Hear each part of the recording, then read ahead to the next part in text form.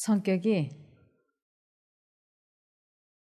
아주 이렇게 강하다고 할까요? 고집이 세다고 할까? 이렇게 끊고 맺는 게 아주 그냥 확실한 사람이 있는가 하면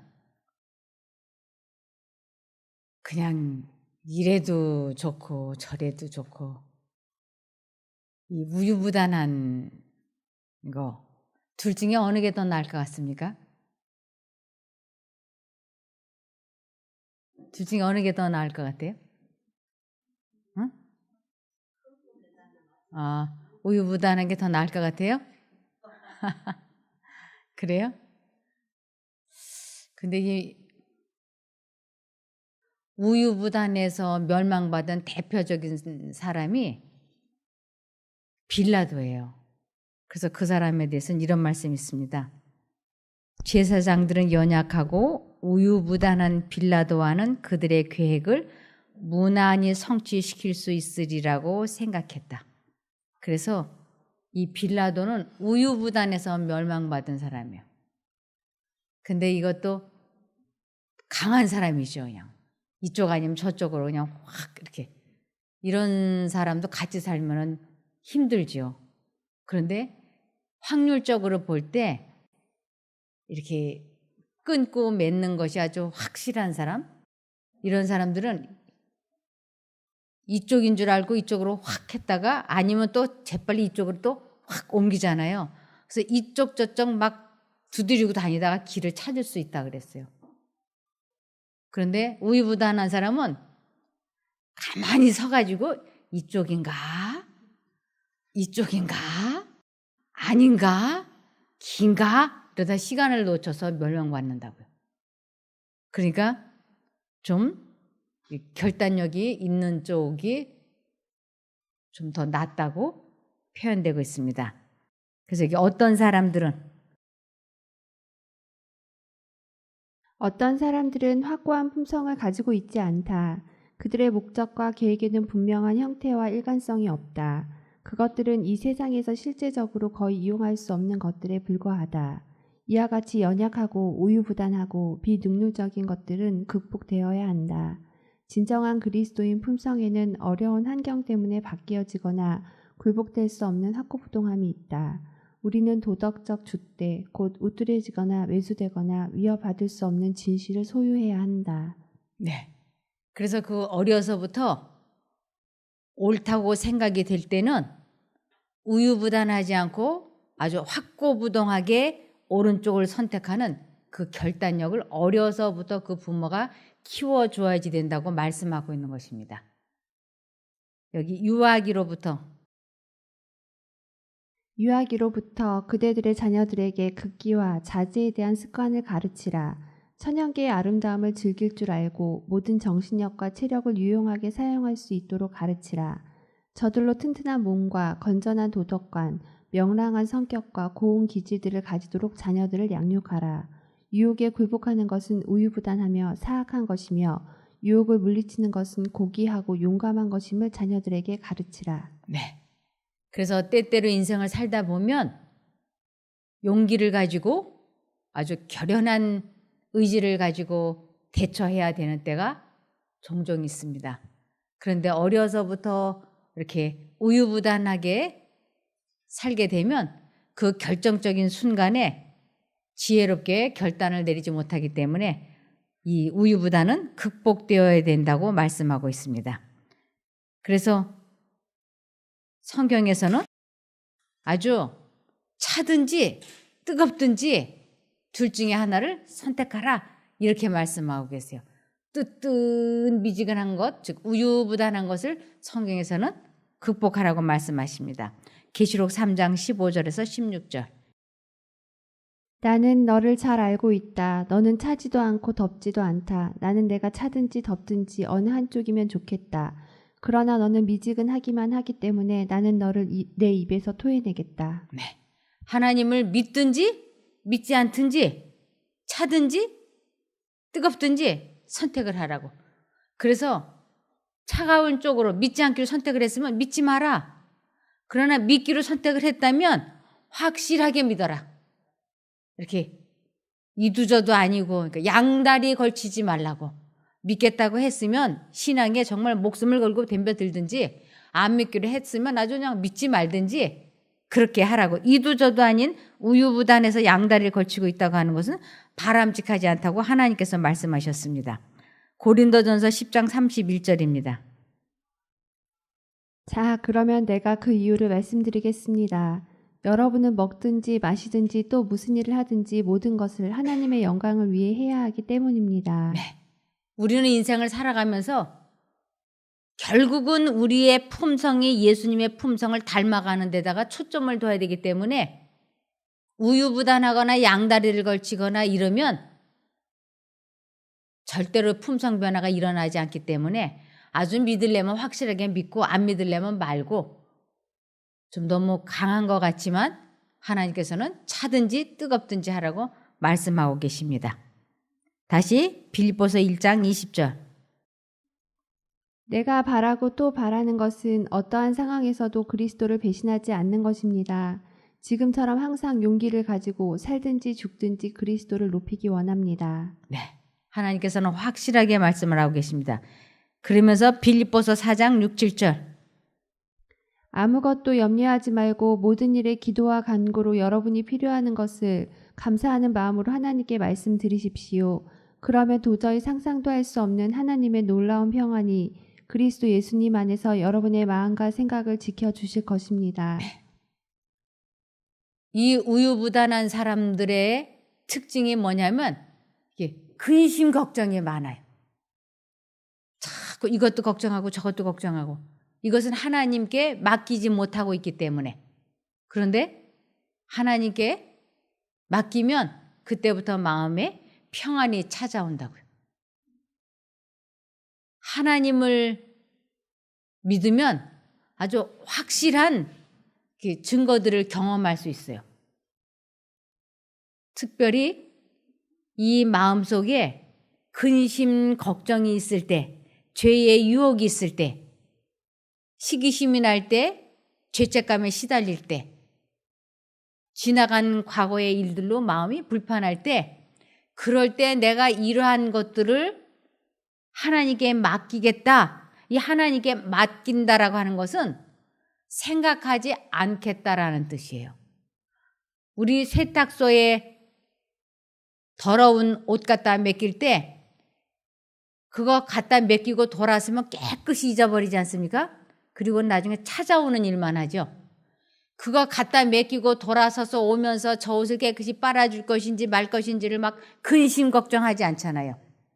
우리가 하나님께 나의 무거운 짐을 하나님께 맡긴다는 것은 더러운 세탁소에 옷 갖다 맡기는 것보다 더 간단한 일이에요. 하나님께 내 짐을 맡겼으면 더 이상은 거기에 대한 생각을 하지 않는 거예요. 그러면 하나님께서 나의 그 근심 걱정을 맡아서 선하시고 올바른 방향으로 그분은 해결해 주실 것입니다. 그래서 아무리 우리가 수영을 가서 배워도 이렇게 사람들을 이런 데다 앉혀놓고 책상에 앉혀놓고 배영은 이렇게 하는 거예요.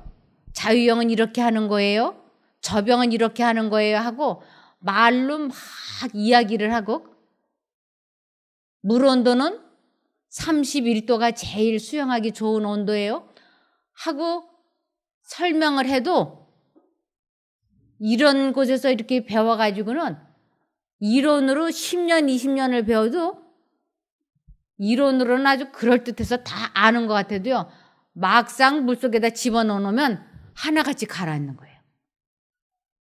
그런데 물속에다가 일단 집어넣고 지금 온도가 31도입니다. 그러면 다 알아요. 아, 이거구나. 31도가 이거구나. 이렇게 자기가 체험을 해보니까.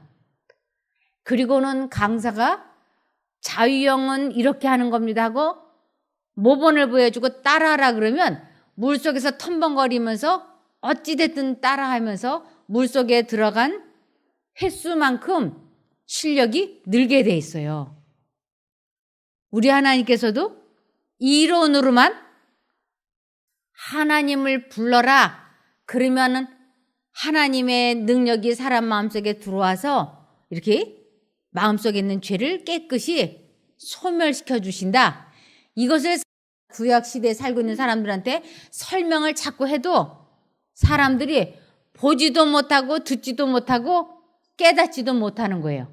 마치 수영을 이런 책상 앞에서 가르쳐 주는 것처럼. 그러니까 주님께서는 사람들이 가장 한 번만 봐도 잊어버리지 않고 깊이 각인될 수 있는 게 뭐냐면 체험학습이에요.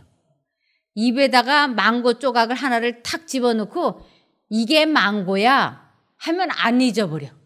그리고 다른 사람이 와서 사과를 입속에다 넣어주면서 이게 망고야 하면은 퇴하고 뱉어버려. 왜? 그거는 망고가 아니니까. 그래서 하나님께서는 이스라엘 민족들에게 무엇을 가르쳐 주시려고 이 갈멜산이라고 하는 곳으로 수많은 사람을 불러 모았느냐면 이 사람 마음속에 어떤 악습이나 이기심이나 욕망이나 죄책감이나 이런 자기 마음을 다스리기 위하여 하나님을 부르면, 하나님께 기도하면 하늘에서 성령이 사람 마음속에 들어와서 그 죄의 욕망을 깨끗이 사라지게 해주신다고 하는 것을 이론으로 가르쳐주는 게 아니고 실제적으로 체험하게 하기 위해서 갈멜산이라고 하는 곳으로 사람들을 불러 모았어요. 그러면서 한두 명을 갖고 하는 게 아니고 갈멜산으로 수많은 이스라엘 민족을 불러 모아놓고 850대 1 하나님을 믿지 않으면서 자기 신들을 부지런히 나름대로 믿고 있는 850명과 하나님을 믿고 하나님의 이름을 부르면 하늘에서 불이 사람 마음속에 내려와서 깨끗이 죄를 소멸시켜 준다고 하는 것을 알고 있는 엘리야. 그래서 850대 1로 갈멜산에서 내기를 벌인 것이에요. 그런데 만일 이 내기에 지게 되면 모든 내기에는 상벌이라는 게 있지 않습니까? 상벌이 없는 내기는 없는 것이에요. 이 내기에 만일 지게 되면 상벌이 있어야지 되는데 지게 되면 상대방의 자기의 목숨을 줘야지 되는 것이 벌이에요. 상은 저쪽 사람의 목숨을 내가 가져오는 것이 상이고. 그러니까 이 내기에 참여를 하려고 그러면 하나밖에 없는 이 목숨을 걸고 해야지 되는 것이에요. 저는 수많은 종류의 내기를 보고 하는 거를 겪었지만 뭐 연필을 한 자루를 걸든지 공책을 걸고 했든지 뭐 달리기를 할 때도 상벌이 있으니까 그 운동회 때 그 노트 하나를 타기 위해서 정말 죽기 아니면 살기로 내달리잖아요. 그런데 지금까지 내기 중에서 저는 무엇만큼은 한 번도 걸어보지 못했느냐면 이 목숨만큼은 걸어보질 않았어요. 잘못하다 죽으면 어떡해. 절대로 이 목숨은 안 걸어봤어요. 그런데 이 갈멜산에서 벌어지는 내기에는 뭘 걸고 해야 되느냐면 목숨을 걸고 해야 되는 거예요. 그러니까 목숨을 건 내기라고 하니까 이 구경꾼들이 어마어마하게 몰려온 거예요. 이 갈멜산이라고 하는 곳에 넓은 운동장 같은 그런 곳이 있는데 그리로 이제 선지자들의 목숨을 건 내기인 거예요. 선지자들의. 하나님의 선지자라고 하는 엘리야 한 명과 이세벨의 선지자 850명의 선지자들. 그래서 말이 850명이지 엄청난 숫자예요. 지면 그들도 뭘 내놔야 되냐면 목숨을 내놔야지 돼. 이 자리에 아주 굉장한 흥미를 가지고 이 850대 1의 경기를 보려고 사람들이 삥 둘러서 진을 치고 지금 보고 있는 거예요. 그러면서 엘리야가 당신네들이 숫자가 많으니까 먼저 제사를 지내라. 그래서 진짜 하나님이라면 불렀을 때 응답을 해야 되지 않냐. 불렀을 때 응답하는 신이 진짜 신이다. 아, 신이 불렀는데 대답을 안 한다면 그건 가짜 신이지 않냐. 그러면서 엘리야가 내가 부르는 신은 내가 부르면 불로 응답을 한다. 하늘에서 불이 꽈르륵 내려와가지고 재물을 싹 불살라주는 그 신이 진짜 하나님이다. 너희 신들과 나의 신이 내기를 해보자. 아, 이 구경꾼은 이렇게 많은데 안 한다고 할 수도 없고. 그리고 자기네는 숫자가 450명, 400명에서 850명이나 되는데 안 한다고 할 수가 없어요. 숫자적으로 볼 때 자기네가 이길 것 같아. 그래서 좋다고 뭘 걸고 했냐면 목숨을 걸고 하는 거예요. 이 구약 성경에 보면요. 하나님께서 아주 특별한 경우에는 하나님이 살아계시는 신이라고 하는 확실한 증거로 하늘에서 불이 내려온 기도의 응답이 있었어요. 그것을 경험한 사람들이 여러 명 있었어요. 특별히 다윗이 인구수를 세고 잘못했다고 하나님 앞에 번제를 드렸을 때, 그가 기도했을 때, 제사를 지냈을 때 하늘에서 불이 내려와서 다윗의 재물을 불살라줬어요.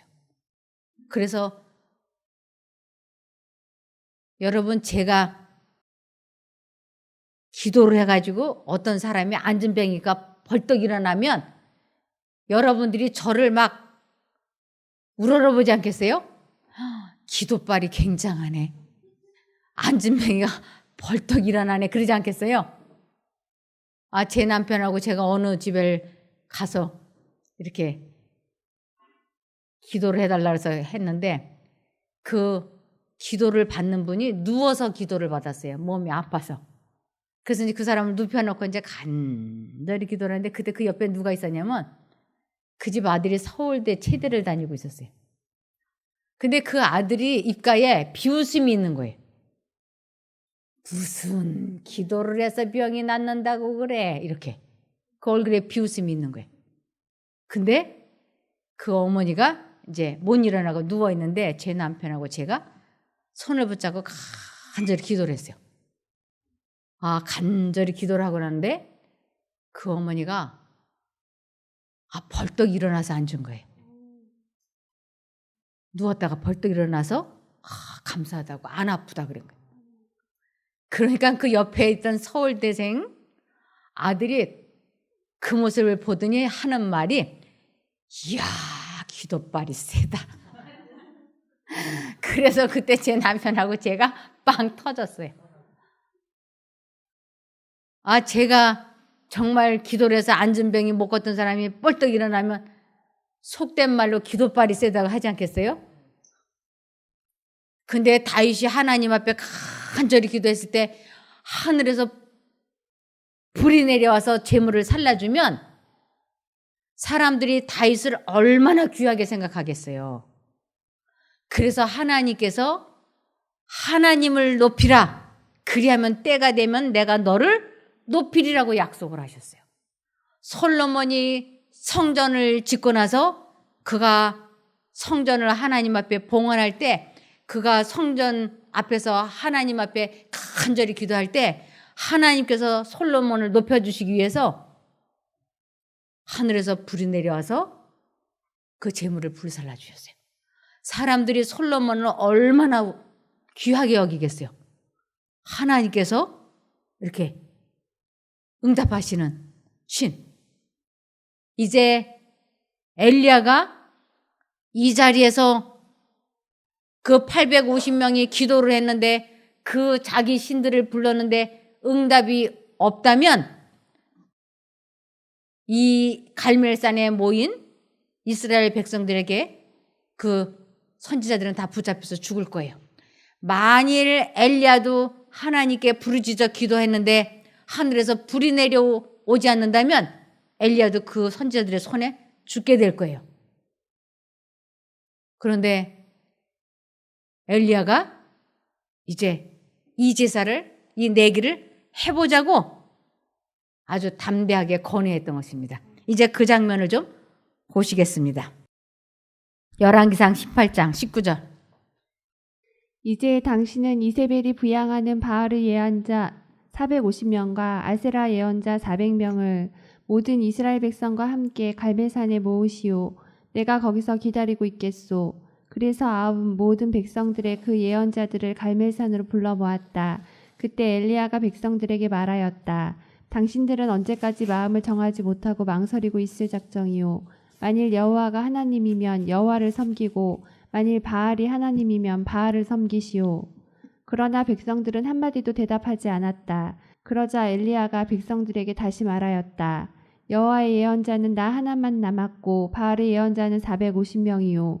이제 송아지 2마리를 가져와 한 마리는 바알의 예언자들이 잡아 각을 떠서 나무 위에 올려놓고 불은 놓지 않도록 하시오. 나도 한 마리를 그렇게 하겠소. 그런 다음 바알의 예언자들이 그들의 신에게 기도하게 하시오. 나도 여호와께 기도하겠소. 불을 내려 응답하는 신 바로 그가 하나님이오. 그러자 백성들은 그렇게 하는 것이 좋겠다고 소리쳤다. 그리고 엘리야는 바알의 예언자들에게 말하였다. 너희는 수가 많다. 그러므로 먼저 송아지 한 마리를 택하여 잡고 너희 신의 이름을 불러라. 그러나 나무에 불을 놓아서는 안 된다. 그래서 그들은 송아지 한 마리를 잡아 나무 위에 올려놓고 아침부터 정오까지 바알의 이름을 부르고 단 주위에서 춤을 추며 바알이여 우리에게 응답하소서 하고 계속 외쳐댔지만 아무런 응답도 없었다. 정오쯤 되었을 때 엘리야는 그들을 조롱하며 더 큰 소리로 불러라. 그가 신이 아니냐. 그가 딴 생각을 하고 있거나 용변을 보러 갔거나 여행을 떠났거나 아니면 잠이 들어 깨워야 할지도 모르겠다 하고 비웃었다. 그러자 그들은 더 큰 소리로 외치며 그들의 의식에 따라 피가 흐를 때까지 칼과 창으로 자기들의 몸을 상하게 하였다. 네. 이 바알의 선지자들이 자기 몸을 해하면서 온갖 노력을 다했지만 응답이 없었어요. 이것은 마치 하나님을 믿는다고 하면서 교회는 열심히 다니는데 품성이 예수님의 품성을 나타내지 않고 이기적이고 악하고 어떤 중독에서 빠져나오지 못하고 머릿속에 잡념이 가득하다면 이 사람들과 다를 바가 없는 것이에요.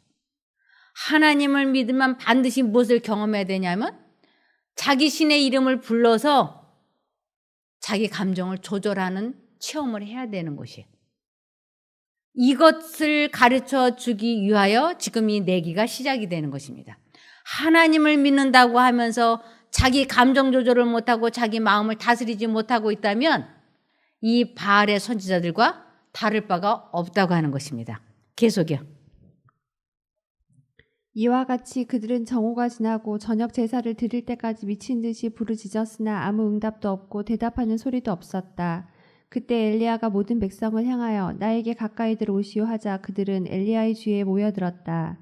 그러자 엘리야는 이스라엘 각 지파를 상징하는 12개의 돌을 가져다가 그것으로 무너진 여호와의 단을 다시 쌓고 그 주위에 물 약 15리터를 부을 수 있는 도랑을 파고 단에 나무를 쌓았다. 그리고 그는 송아지의 각을 떠서 나무에 올려놓고 물 4주전자를 가져다가 번제물과 나무 위에 붓게 한 다음 다시 그렇게 하라고 하였다. 사람들이 그렇게 하자 그는 한 번 더 그렇게 하시오 하였다. 그래서 사람들이 3번이나 물을 갖다 붓자 물이 단에 넘쳐 흐르고 도랑에도 가득하였다. 저녁 제사를 드릴 시간이 되었을 때 예언자 엘리야는 단 앞으로 가서 이렇게 기도하였다. 아브라함과 이삭과 야곱의 하나님 여호와여, 주께서 이스라엘의 하나님이신 것과 내가 주의 종이라는 사실과 내가 행한 이 모든 것이 주의 명령임을 입증해 주소서. 여호와여, 나에게 응답하소서. 나에게 응답하시면 이 백성들이 여호와는 하나님이신 것과 주는 저들의 마음을 돌이키시는 분임을 알게 될 것입니다. 바로 그때 갑자기 하늘에서 여호와의 불이 내려와 그 재물과 나무와 돌과 흙을 태우고 도랑의 물을 핥아버렸다. 그러자 모든 백성들은 이것을 보고 땅에 엎드려 여호와는 하나님이시다, 여호와는 하나님이시다 하고 외쳤다. 그때 엘리야가 백성들에게 바알의 예언자들을 잡아 하나도 도망하지 못하게 하시오 하자 그들은 그 예언자들을 붙잡았다. 그래서 엘리야는 그들을 기손 시내로 끌고 가 거기서 그들을 모조리 죽였다. 네. 자기 하나님의 이름을 불렀을 때 하늘에서 불이 내려와서 자기 마음속에 죄를 소멸시키는 것을 경험하는 것, 이것이 신앙인 거예요. 그래서 성령 하나님을 불이라고도 이야기합니다. 그래서 성령의 불이라고 하죠. 이것을 히브리서 12장 29절을 보시면 우리 하나님은 소멸하는 불이심이니라. 네, 하나님은 우리 마음속에 죄를, 사단의 그 생각을 소멸시켜 주시는 하나님이신 것입니다.